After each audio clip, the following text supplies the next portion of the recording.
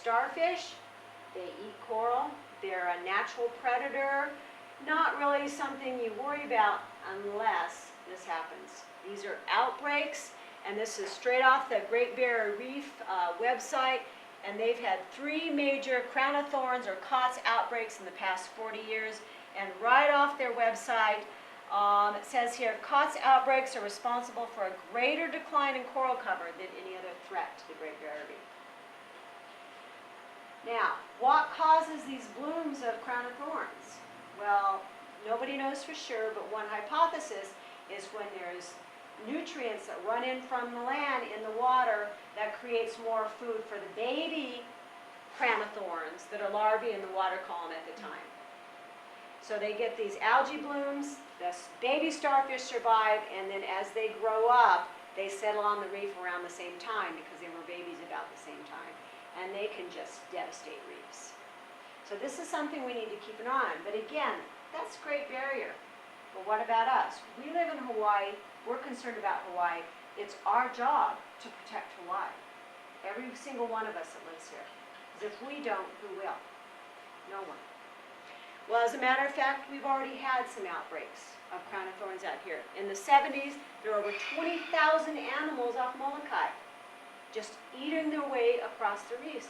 Yes, we've already seen a problem with this. It's already occurred here in our islands.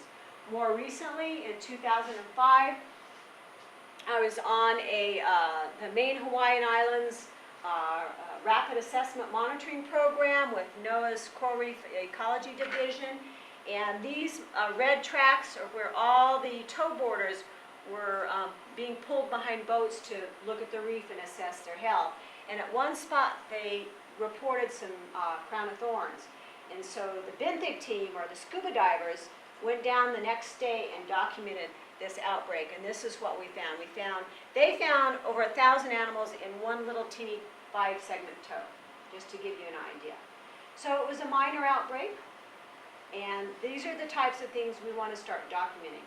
We've started through the Eyes of the Reef and with the Hawaii Institute of Marine Biology and in partnership with Reef Check Hawaii, we're developing a database where we can start to record these events, because there's been other localized outbreaks that people have told me about, but nobody centralizes information. Because crown of thorns aren't a problem if you get, every 5 years you get 1,000, and then it goes back down, and then not for another 5 years. We're not going to worry about it. We're going to say this is a natural fluctuation in a normal coral predator. But if we start with global climate change coming on, the reefs being more stressed, more humans, more nutrient runoff into the waters, if we start seeing this fluctuation start to creep up, then we know we've got to act. If it stays like this, we're good. We're not going to act upon it. So that's the type of information that we want you all to give us. So 1 or 2 crown of thorns, not a problem. 5, 10, even not a problem. But if you start seeing 20, 30, 40, 50, let us know. Not that we're worried about 50. We're not. But we want to start developing that database so that we can follow these trends through time. Now, you guys have probably heard a lot about the marine invasive algae. They've talked about on Maui how it gets all over the beach and creates problems for the tourism. And, you know, they report in the newspaper that they lost a potential revenue of $20 million. And in the other hot spots, for example, in Kaneohe Bay and Oahu, we see algae starting to overgrow these corals. So we know that marine invasive algae can become a problem. And again, in areas such as Kaneohe Bay, we've got on top of this, we've got a lot of runoff and an embayment that doesn't get flushed well.